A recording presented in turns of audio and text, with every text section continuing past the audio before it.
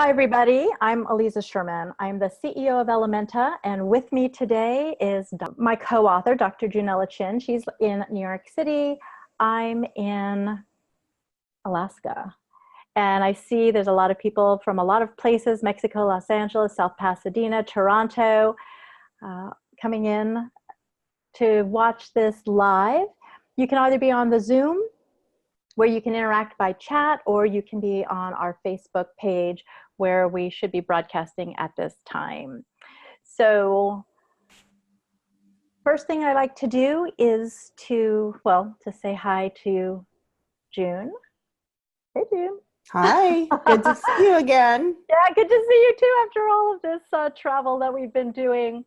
So let me switch over to some slides really quick. I just want to set the stage for what to expect today and thank our sponsors, really important. So it's going to take just a few minutes and then we will get started on the conversation between June and I and answering your questions, talking about our book, Cannabis and CBD for Health and Wellness. All right, so I'm going to share my screen with you now and show just a couple of slides here. Let's see. And does everyone see? Do you see my slides, June? I see it. Okay, perfect. Excellent. All right, so first off, I want to thank our sponsors. These are the sponsors from our book tour. They were incredibly supportive of us. Without them, we could not have done any of this. So Care by Design is one of them. What they really pride themselves in their ratios. By ratios, for those of you who aren't familiar, that means the ratio of CBD to THC. So they have tinctures, vape pens, gel caps, topicals, and they're based in California. They do have THC even in their CBD rich products. So they cannot ship, but they are available in the state of California. Next, we have Vital Leaf. They're a CBD company, so they call it the whole plant. They're really bragging about their purity, and I have to tell you, they're a great company. I brag about their taste profile. So if you've ever had tinctures, you know that they sometimes taste unusual. If you're not used to that flavor, it might be a little bit off-putting. Well, Vital Leaf has mastered the delicious flavors. And also they have chocolates, they have capsules, and let's see, chocolates, capsules, yes, and their tinctures. So Vital Leaf is a great company as well. They can mail to you, they can ship to you if you're allowed to receive CBD. Keep in mind, it cannot cross international lines. It can definitely cross state lines into states where it's allowed, but it cannot go from the States to Canada. Sorry, Canada. Sorry, Toronto. My Jane, by women for women. My Jane is a community and a service for you to curate a box of CBD and THC products. And those products can range from sleep aids to relaxation to pain relief. It really depends on your needs, and they're very good at customizing an experience and delivering a box to your door if you live in California. Right now they're in Southern California. They're breaking into other parts of California. That's My Jane. Highland Pantry. This is micro dosed mints for the boomer babe. They're really looking at the idea of microdosing, taking very, very small amounts of THC with your CBD. And they have 3 different levels, mini, midi, and more. And they're not on the shelves yet. When they are, they'll be available at dispensaries in California and probably other delivery methods in California. Strain Print, a Canadian company, woman founded. It's an app, first and foremost, to help you journal your cannabis wellness journey. We say in our book, you need to keep a journal, what you're taking, when you're taking it, how you feel, what it makes you feel before and after. So this is an app for either iPhone or Android phones that will help you keep track. And they also have an online community. So that's Strain Print out of Canada. Then we've got Aria Vape. Vaping Made Simple. They innovate really interesting new accessories, the tools that you need for vaping. One of them is Simple Squared, and they happen to have an Ellementa branded Simple Squared. It is a cartridge battery. So that means that you have to purchase your cartridge that has either CBD or THC or a combination, concentrated, and then you screw it onto the cartridge battery. That's what is the heating or the warming element. They made it squared so it doesn't roll off the table. It's a really clever device. And instead of 5 clicks on and off, it's 2 clicks on and off. So good if you have problems with dexterity or you're just looking for something simple. Now, our goals today: empower you with better information about cannabis for health and wellness. And I would just want to quickly introduce you to Ellementa. Ellementa is the host of all of this. That's my company.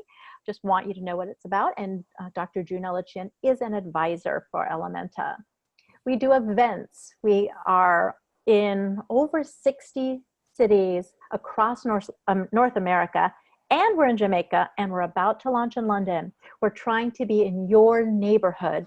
We partner with women to bring better information about cannabis and CBD straight to them in person. We are there with experts. We bring on either panelists or expert speakers to share information and knowledge. But the really core about these events, we all get a chance to talk, share our experiences. So we learn from one another as well. We also will recommend products. We're very careful who we recommend. We work with companies that test. We work with companies that will reveal what's in their products, especially with companies that empower women or believe in the education of the consumer first and foremost before selling. So we really do look carefully at the products we recommend and the companies we work with. And then content. We produce content like these webinars, like articles on our website, blog posts, emails, to provide you with better information and direct you to great other resources besides ourselves and other events that you might be interested in. And of course, the book, we're here to talk about the book. So, and before I do that, let's just say hello again to Dr. Junella Chin, and here's her great bio. You'll all be able to see this on recording afterwards. But the thing that you need to know that she is a doctor, and she practices cannabis medicine along with other modalities, and she's basically an integrative physician. Am I saying this right? You're an integrative medical doctor? Yes. June, why don't you just do a quick voiceover right now and give the nutshell of what you do? Sure. So thank you so much, everyone, for joining us this evening. I see some familiar names. Kimberly's here. Dr. Greenstein is here. Dr. G, she met us in the Rita House. Oh, so, great. Yeah. So welcome. So I'm an integrative physician, and basically what that means is I am a conventional doctor where I can write regular prescriptions, admit you to the hospital. I have hospital privileges, but what I do is I also add a very holistic approach to my health and healing for patients. So I talk about nutrition, I talk about exercise, functional medicine, if you will, and then I also help patients integrate medical cannabis safely. Excellent. Well, I've learned so much going on book tour with you, June. At a certain point, I started to play Oprah, and I was just asking you a ton of questions because it was just amazing to be able to tap into all of your knowledge. So I thank you for everything you've shared in the book and on the book tour. So here we go. This is me. I started the first woman-owned internet company way before I got into the cannabis industry. I've written 12 books. So this book with June is my 12th. I got into the cannabis industry in early 2016. I started off with a website called hercannalife.com that I created to showcase what women are doing in the industry. And then that quickly morphed into Ellementa, which filled a need that I saw of a safe space that women could go to and talk openly about cannabis and CBD, not have to look over their shoulder, not have to worry about who might hear or know, because we were all in the same boat, wanting to learn how to feel better with a natural remedy like cannabis. So that's a little bit about me. We're going to dive into the book, but first, I'd always like to just do this quick, what is the endocannabinoid system for anyone who's listening who does not know. We definitely talk about this in the book, but just so you can understand some of the terms we're going to be using as we begin our conversation. So the endocannabinoid system is a system throughout our entire body that lays over all of our other systems, like our reproductive system, respiratory, digestive, nervous, immune. It is consisting of all of these receptors. The ones that we know the most about are CB1, which is throughout our body and brain, but CB2 tends to be mostly around our immune system. And there are things that are present in the cannabis plant that interact with our bodies and brains. So these receptors and this system was really discovered in the late 80s and early 90s, which is why we didn't learn about this in 5th grade science class. So the components within the cannabis plant that interact really well with the human body, but also other mammals, some reptiles, birds. So that's why when people talk about CBD for their pets, they are talking about that because as mammals, pets can also be positively affected by parts of cannabis, not by THC, but by parts of cannabis. So plants have phytocannabinoids. These are molecules within the plant. Each one of them has different properties, different effects on us. Over 100 of them have been identified. I've heard 113, but recently I heard 175, and somebody else just recently said 190. June, what have you heard in terms of the number of cannabinoids within the cannabis plant? It's growing rapidly. As you know, research is surging right now internationally. So really, I've heard, almost 200 compounds now, identified cannabinoids in the cannabis plant. It's really a super plant. It's a super plant, like a superfood. Exactly. That's what I love to say.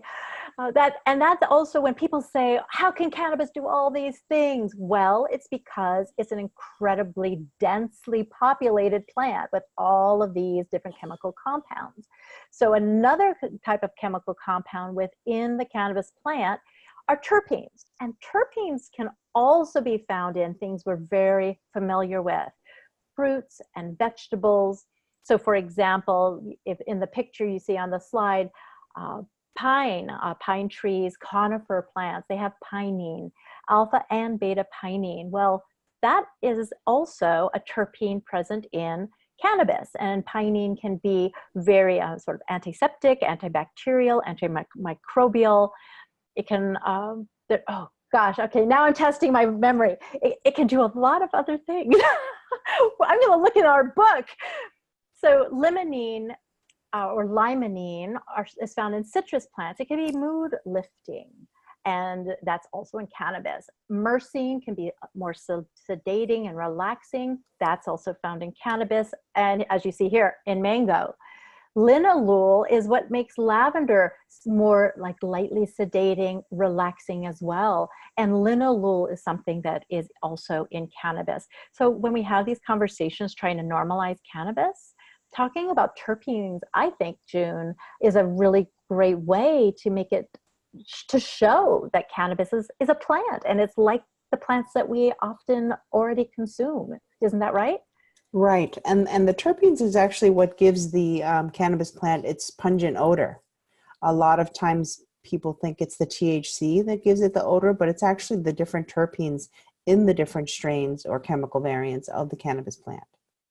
And I think that the other thing that people don't realize about terpenes is that they can affect how we feel when we're consuming cannabis, and they can affect how the cannabinoids might be affecting us as well. So everything within the cannabis plant is interacting with the other compounds within that plant and interacting with our body in different ways. And so I think that's really important for us to understand a little bit more about the chemicals in the plant naturally produced that are affecting us.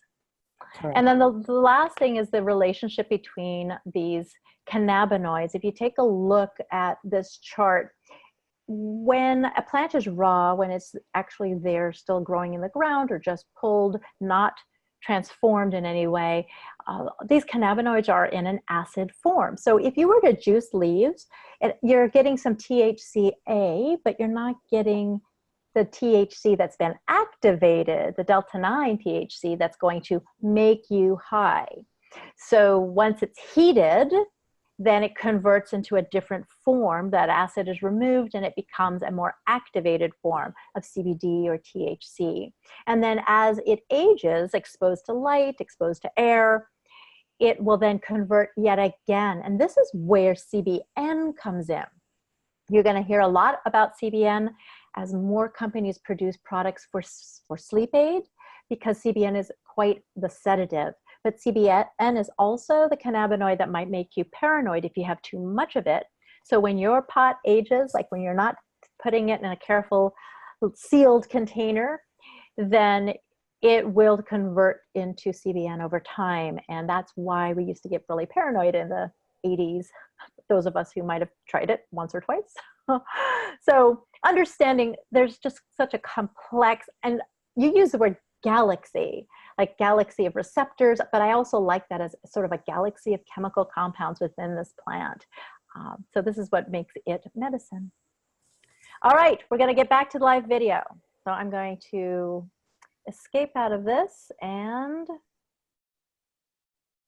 stop. There we go. Okay. Now, usually I'm able to do both of us on the screen at the same time, but I'm going to be like a producer, and each time one of us is speaking, I will switch back and forth to make sure that we are shown as we talk. But first I wanted to show the book. Can everyone see that?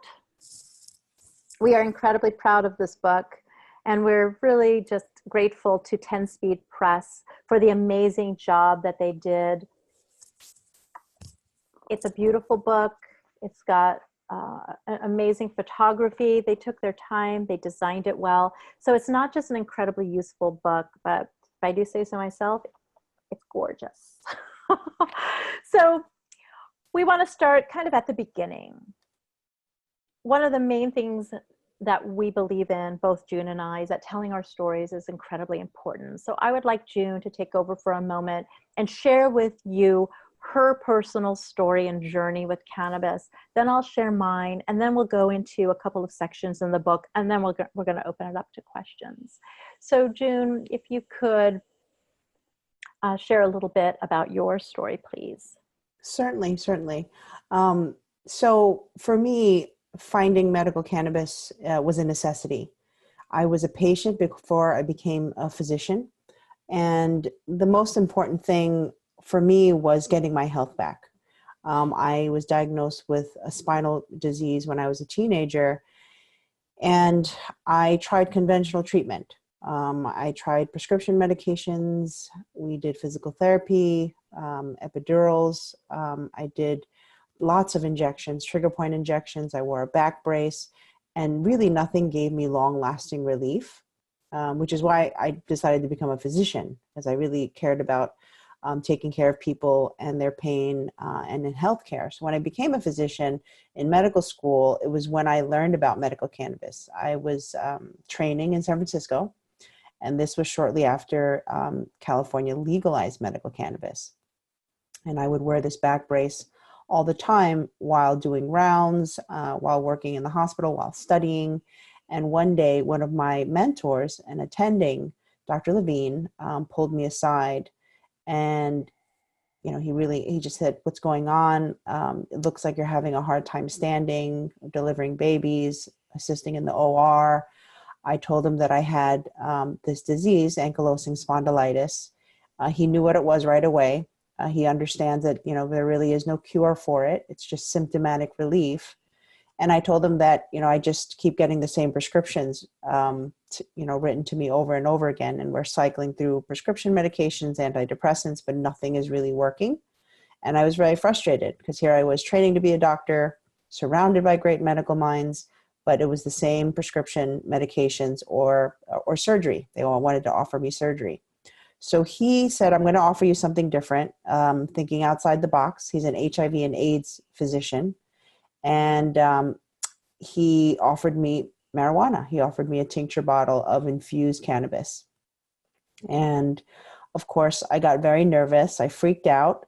This was offered to me by another physician. I was a med student. You know, I was thinking all sorts of things. Is this legal? Can I get in trouble? Am I going to get kicked out of school? But he explained it to me. He said, this is a different type of cannabis plant that my HIV and AIDS patients use. It doesn't make them high. He didn't call it CBD oil at the time. He just said, this is a different type of cannabis plant. And he said I should just try it on a weekend where I wasn't going to be at work. So I tried it. And by Monday morning, I knew it was working. I felt that my muscles and my ligaments really freed up, really less pain. And I didn't get very euphoric or high. It was almost like I had a glass of wine, you know. So really that catapulted my interest in this botanical medicine.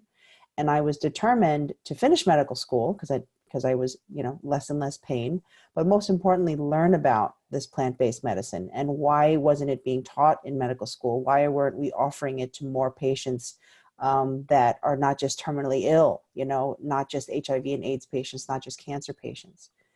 And here we are, over a decade, almost 2 decades later, we could write a book about it together.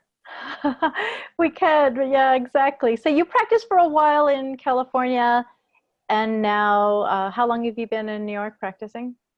So we were in California, my husband and I, also a physician, for 15 years, and we've been in New York for 4 years. Excellent. All right. So I'll talk a little bit about my story, my cannabis wellness story. I was the girl who had the science project in, I think it was 5th grade, called Close Encounters of the Worst Kind.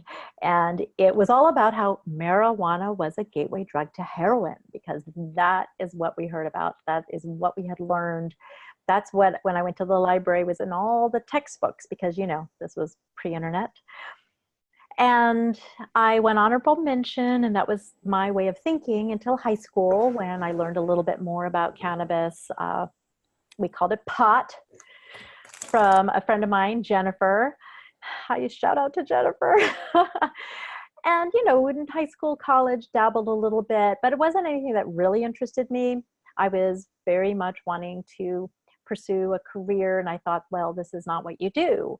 So fast forward to my 50s, literally in my 50s, I learned about cannabis as medicine. It was not anything we talked about back then. And I was learning about it because I was trying to find new customers, new clients for my digital marketing company.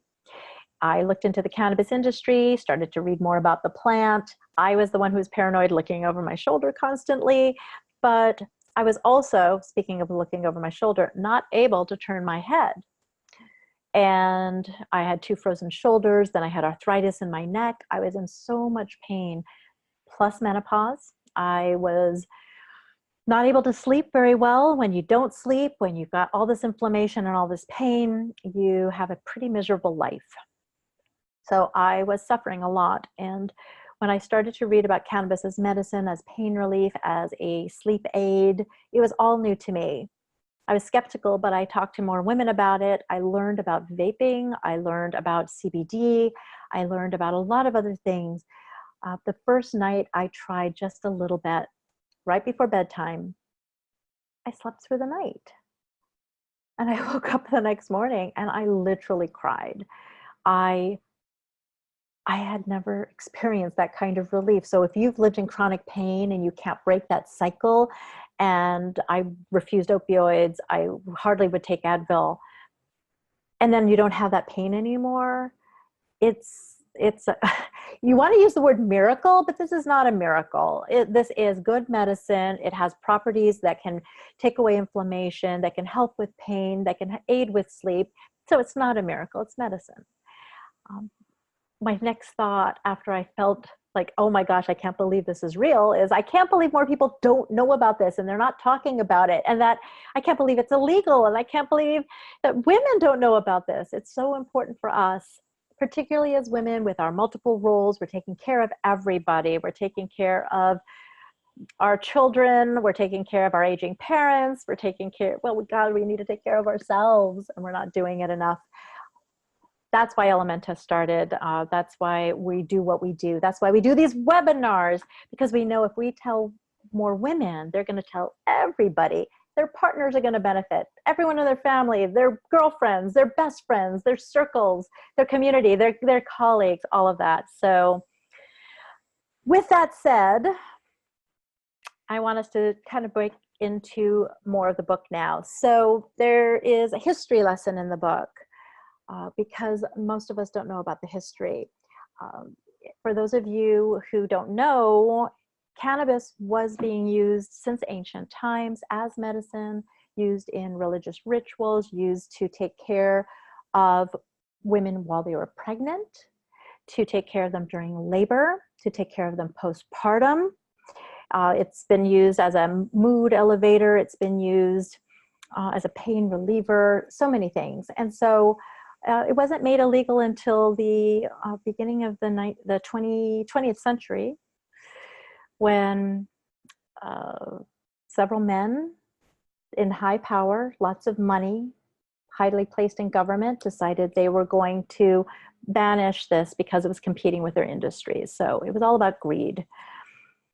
We don't learn about this in the history books, as they say, but this is sort of the history that we have that brought cannabis to this state that it's in now, which is very fragmented and illegal.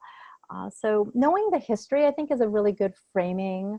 Was there anything, June, that you have heard about sort of the history and the backstory of cannabis that you found interesting or surprising, or that you think people should know more about? What's interesting is, can you hear me okay? Yeah. Oh, okay, great. Yeah, that's great. What I found interesting in looking at the history, and I'm not a history buff, is it was sort of a perfect storm. You know, it was during the period where there was, during the Dust Bowl era, when farmers and agriculture were suffering. And we have Mexican immigration coming in to the United States. And also around that time, it was when pharmaceutical industry started to rise. Bayer, for example, came out with tablets and capsules. So we were using less and less plant-based products and tinctures in the pharmacopoeia, which is what the doctor's manual is for prescribing medication, and more, towards the trend of using actual like dosed medication. And then, of course, you mentioned the politicians in power. So I think with that created a sort of the perfect storm, and marijuana or cannabis was to blame for, let's say the Mexican immigration, the problems with that, and it was a big, racism behind it. And then the pharmaceutical industry coming in and getting a stronger hold on the medical physicians as well.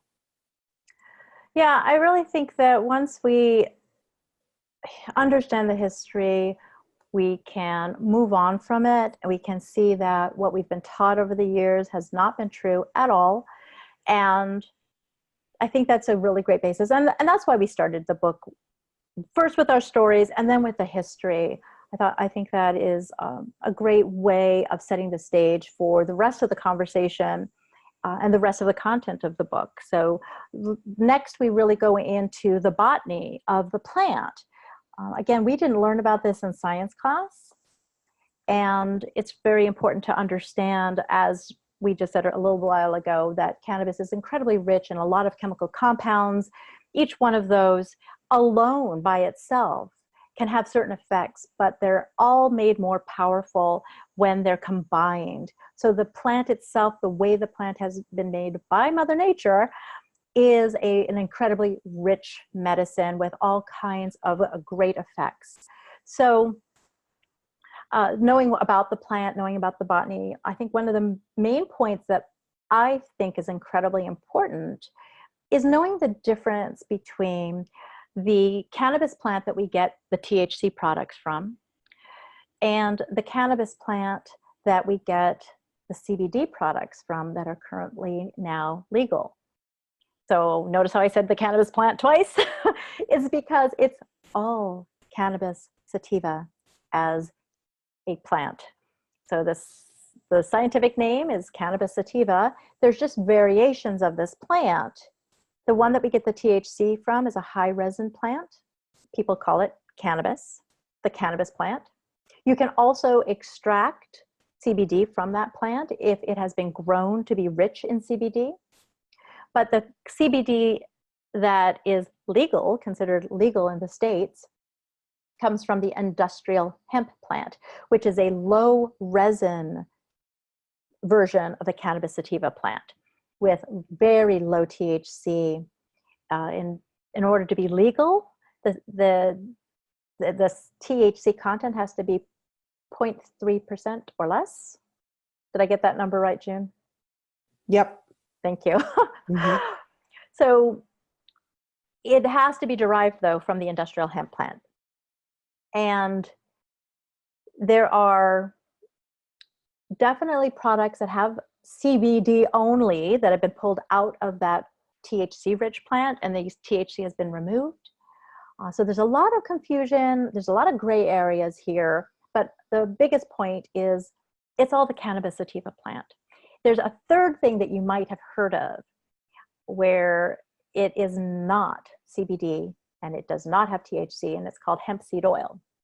Now, you need to read the labels because a lot of products out there today will say, oh, it's got cannabis sativa. And what they really mean is it's got hemp seed oil, no CBD, definitely no THC. It's got a lot of omegas. It's good for you. I mean, you can buy the seeds at Trader Joe's and you can sprinkle it on your yogurt. But it is not the cannabis sativa plant that we're talking about, or this part of the plant that we're talking about. And it is not something that you're going to get CBD out of. So be really careful when you buy the CBD products. June, in terms of the plant, anything that you want to add about that, and particularly these differences between the plants? So basically, the plant produces different results with symptoms and diseases based on these different cannabinoids. So not every plant preparation, meaning tincture or vaporizer, or even the different companies and their formulations will have different effects on your health depending on how it's been prepared, what type of cannabinoids and what type of terpenes in it. So really taking the time out to educate yourself and looking at the label. Again, that's what, you and I have been saying at every event, is really looking in the back of the label, looking at the tested properties of the formula, so that you can be educated and follow what is working and what is not working. Right. The test results too. We talked a lot about test results while we were on the road on our book tour. The test results from THC products, which are mandatory in legal states. They must do testing, third-party testing, and those test results are supposed to be made available to you, the consumer.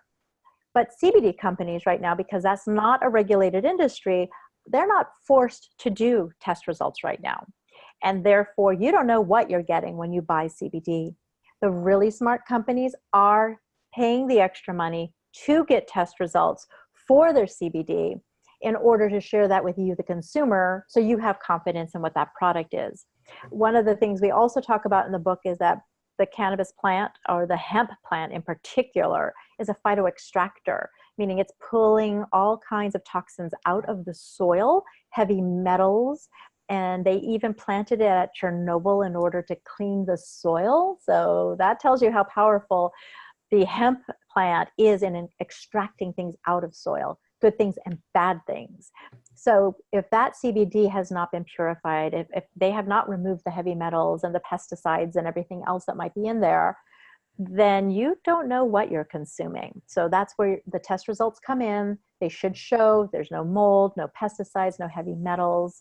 These are the kinds of things, we want you to be a smart consumer. Our book is based around smart consumption and smart purchasing, doing your homework, reading the labels and reading the test results.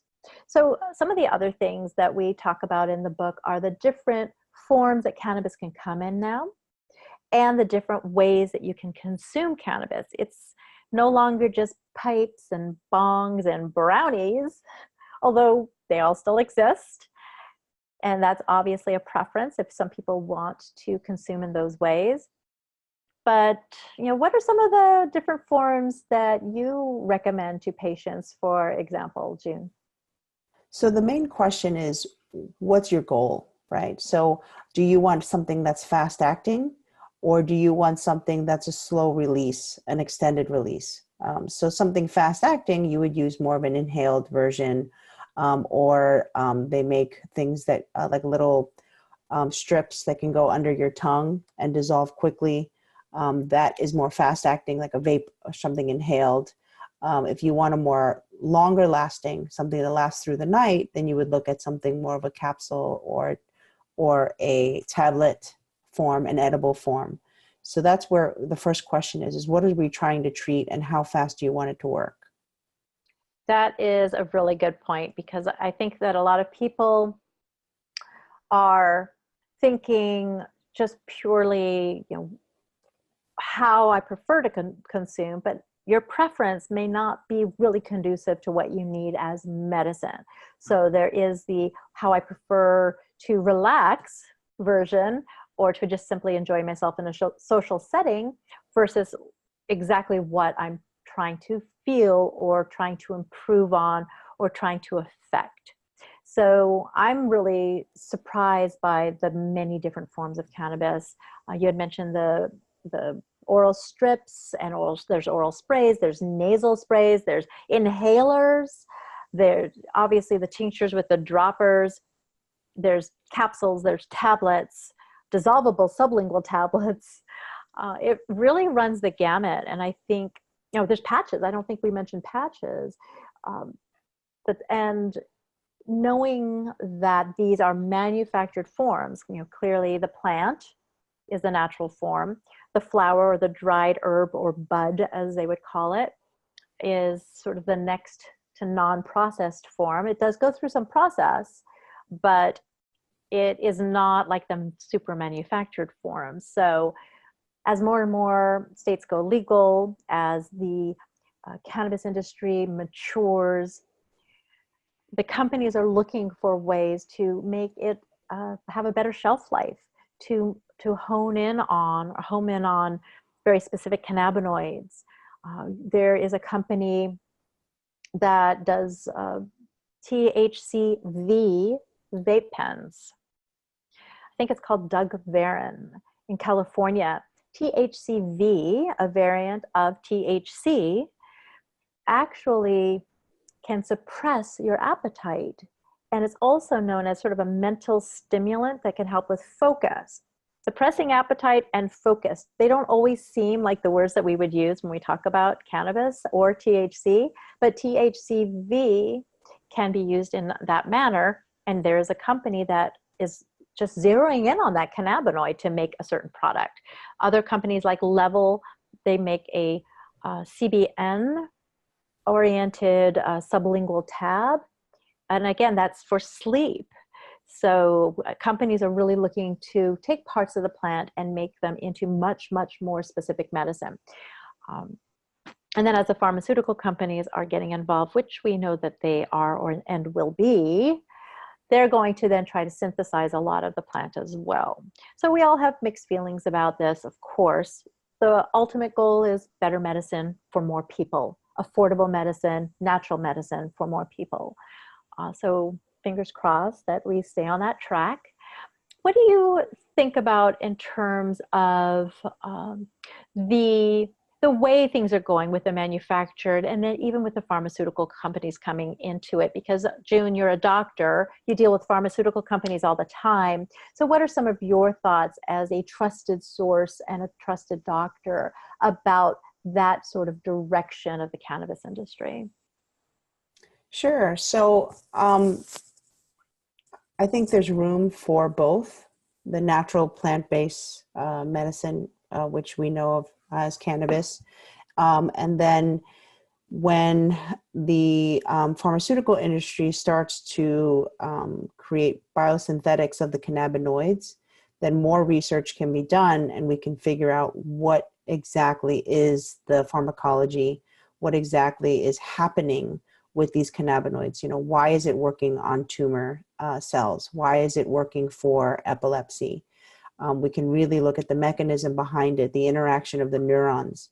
The problem with using experiments with plant-based medicine is the variance that, in each climate zone, there's different microclimates. So we're looking at different plants in Oregon to California to here in New York.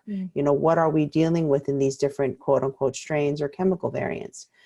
So the pharmaceutical companies really need something standardized into a molecular level. So I think there's room for both. At the same time, there's, it's pharmaceutical medicines fall short because it's not a whole plant extract. And perhaps that's, Mother Nature laughing at us. You can't reproduce me. Right. Oh, that's right. a good point. I mean, that is something to think about. Why are when you look at, when I look at clinical results from isolated compounds like CBD isolates versus whole plant extracts, which contain all of the cannabinoids, I have better clinical results with a whole plant cannabinoid. When I have patients that try the isolates, it may put a dent, may give you a little bit of mileage, but overall, I don't see the same clinical benefits in those patients that are using full extract plant. Yeah, the proof is in the pudding, as they say. So you brought up a little bit of something else that we talk about in the book, the difference between whole plant and isolate. Some other terms that are being thrown around a lot are broad spectrum, full spectrum, and defining each one of these I think is pretty important, but also understand that not all companies right now are using the same terms in the same way. So remember, we've got the two different plants. We've got the high THC, high resin plant, where a lot of the THC products are pulled from. We've got the low THC, low resin plant, the industrial hemp plant. Both of those, you can have broad spectrum or whole plant extracts, for example. And that means that they just use all the different parts of the plant, not just the flower, for example. So you cannot get a full spectrum out of the industrial hemp plant because full spectrum means it has some THC. And then the isolate, you can isolate not just CBD, although CBD isolate is extremely popular right now and being utilized in just about everything from skin care to hair care to pet care to I'm sure there's bubble gum out there pretty soon. That's going to be CBD, but sodas, they have sodas now, and water with, and they're using a CBD isolate. So the isolate of any of the cannabinoids, it will do something. It just will not, as June just said, not be as effective as having the other cannabinoids because they all interact together. They can be antagonistic, working against each other, or synergistic, working together. The antagonist a version of that is how CBD can modify the way that THC binds to the receptors in our brain. So CBD can kind of come in and modify that and slow that down or interfere in some ways, modify and change the way that THC is binding and affecting our brain. One of the things that I had learned, which I found really surprising, is that if you get too high, consume too much THC, and you feel very uncomfortable, now you're not going to die an overdose from it because it doesn't affect the part of your brain, the brainstem, that controls breathing and heart rate. But it may feel like it. You feel terrible. Some of you have been there if you've ever had that bad pot experience, the pot brownie experience. A little bit of CBD under the tongue can pretty rapidly bring you down because the CBD is interfering with the THC. And when you have a little bit of THC with CBD, it boosts the effects of the CBD. So it's really important to understand the differences. We are not making judgment calls. We do not say in our book anything about one is better than the other than obviously some results have been shown that it's better to have all of it together than isolating it in some way. Also in our book are some patient stories.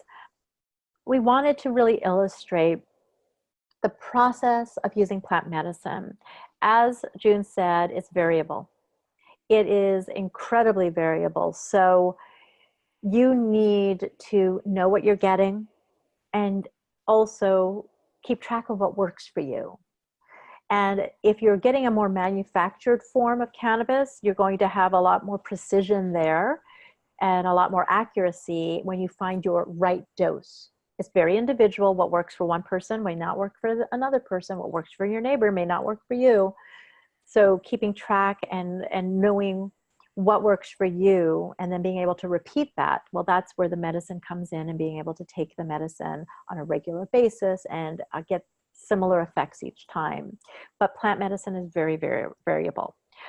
Can you talk a little bit more about that, June? Because the stories in the book really show it's about kind of calibrating and titrating and finding the right combination, not just of strength and ratios and doses, but also forms. Maybe even throw in one of the examples of the stories that illustrates how you have to make these changes over time. So for one of our patients, we had an insomnia patient, and she needed two forms. She needed the vaporized form to fall asleep, and then she needed the capsule form to stay asleep. So we, of course, we adjusted this was over time. We didn't find that out right away, but she was able to find her combination. She tried the dry flower form, and that gave her a burning throat sensation. So when she moved to the vaporizer, it was a little bit easier and didn't make her throat as raw. But then there's different vaporizers as well. So there's certain vaporizers that might be more irritating than others. But the purpose of this story, of this patient's story, is that you might need two delivery methods to get the results that you want, because the vaporizer will work between 30 seconds to 10 minutes and help you fall asleep right away. But then if you're waking up at 2 a.m., 3 a.m., 4 a.m., it's because the vaporizer has already lost its effectiveness. It's worn out.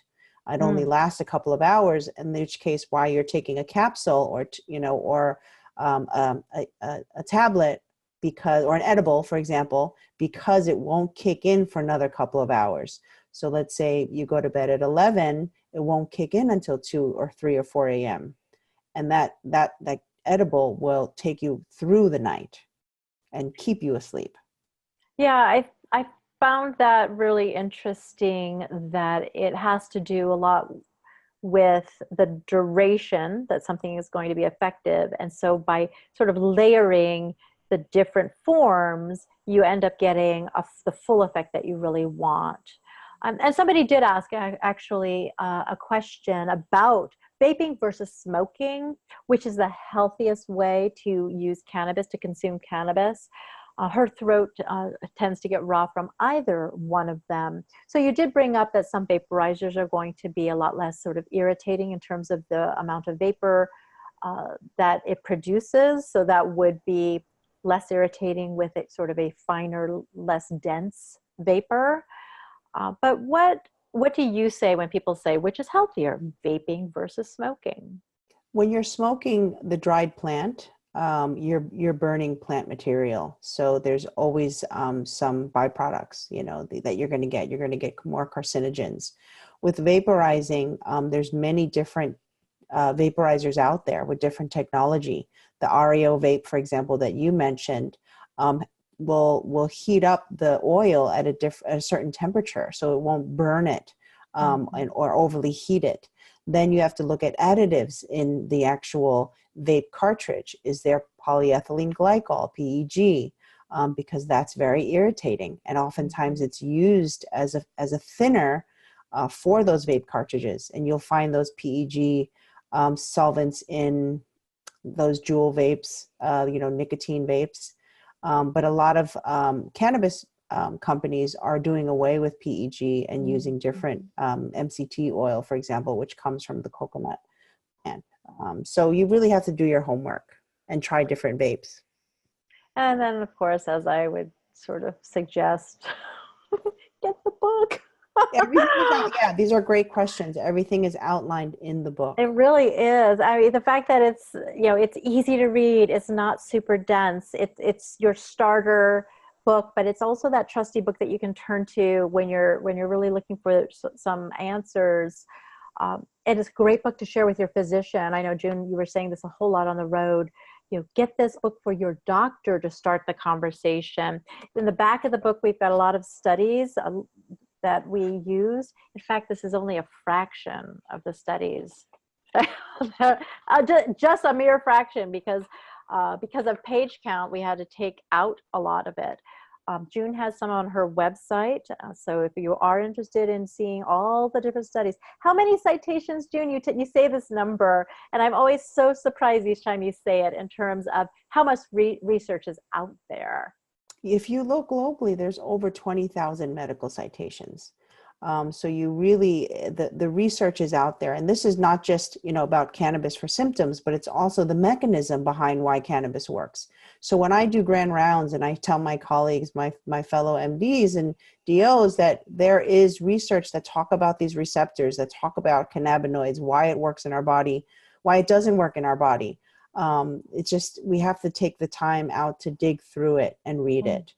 And we gave a lot of information this evening. I know it's a lot to handle at one time, but that's what's great about the book. We sectioned it off so that you can read a little, experiment on your own, and come back to it, because you can read the same chapter, 2 to 3 months apart, and it has a different meaning for you if you tried different cannabis products, if you're at a different point in your life with different health issues, or if you're taking care of a loved one. Yeah. Speaking of taking care of a loved one, we do have a question which might be getting a little bit too specific. So we always say that, well, normally I say we're not doctors, but we just happen to have a doctor with us today. But we are not diagnosing. We are not making recommendations specifically to you. It's very hard for us to say a specific company or brand, for example, although we're happy to share information if we've got it in a way that is appropriate. And especially since June is a doctor, she has to be very careful about what she is able to say and not say. But I will read the question. We'll address it as best we can. And you could certainly follow up with us on an individual level, follow up with June in particular as a doctor. So it's, my son has autism and a seizure disorder. His seizures are controlled by medicine, but he doesn't sleep all through the night. He's irritated or fussy during the day. I think full sleep could help the irritation, but autism and a seizure disorder, it's a little tricky. Can you suggest a particular company or CBD oil that could help him? What are you able to say to something like that, June? Half of my practice are children with special needs, with autism and seizure, or autism and GI disorders, or even sleep disorders, insomnia. And oftentimes with autism, those types of things go hand in hand. What I could say is, with seizure disorders, it's affected by how much sleep you get. So if there's lack of sleep or stress, oftentimes patients will find that there is a buildup in seizures. Could be mild one, could be grand mal. So getting a good night's sleep, you're right, getting a good night's sleep will improve your son's health. But the tricky thing about seizure medication and cannabis and CBD is that it affects the serum levels, the blood levels of the seizure medication in the patient. So you have to be careful. There are medication interactions. So my patients that are on seizure medications and cannabis, I have to work with the neurologist very closely to make sure that the anti-seizure medications are at the right level, because the cannabis can affect that. Mm-hmm. And I think that's what we need to really re-emphasize is cannabis as a plant, as a medicinal plant, as medicine, can interact with the other medicines that you are taking. It can also help eventually, with the proper guidance, replace some of the medicines that you're taking. June, you talk a lot about the idea, is it called polypharma? Polypharmacy. Polypharmacy. Yes, thank you. Yeah. Uh, and maybe talk just for a moment a little bit more about that and where cannabis could potentially fit in a safe way.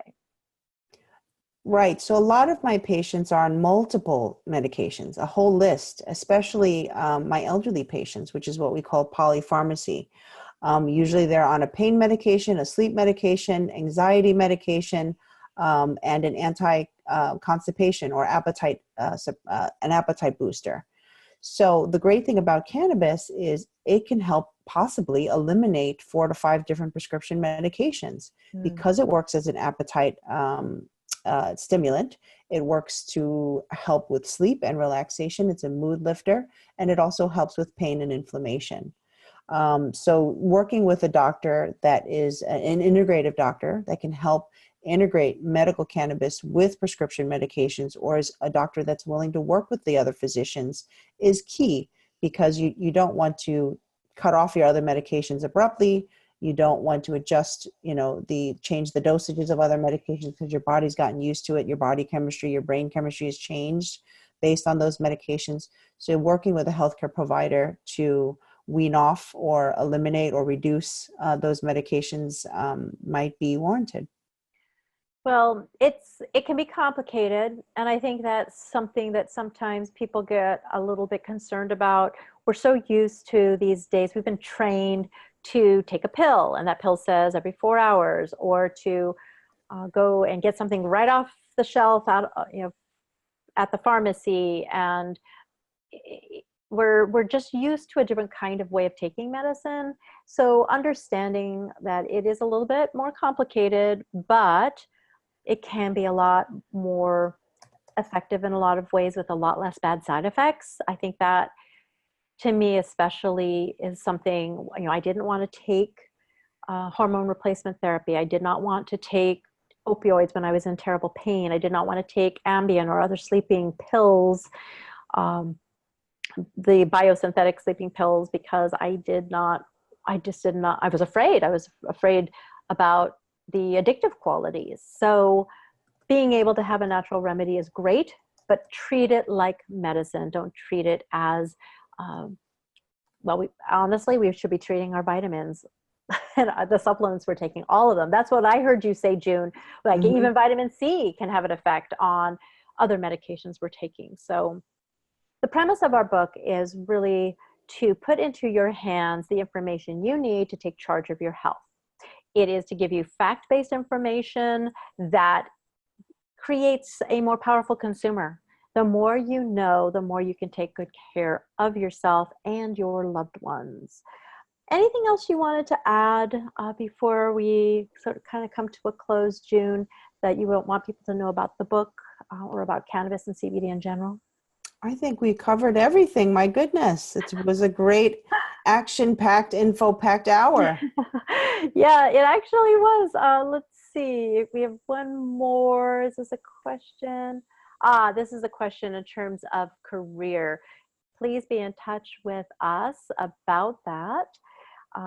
We've got some great partners like Tokativity and Women Grow who can help you with career and business if you're looking to get into this industry. Ellementa is really focused on the health and wellness aspect. It's focused on how you can use cannabis as medicine. It's all about educating the female consumer so she can basically take care of everyone, because kind of that's what we do.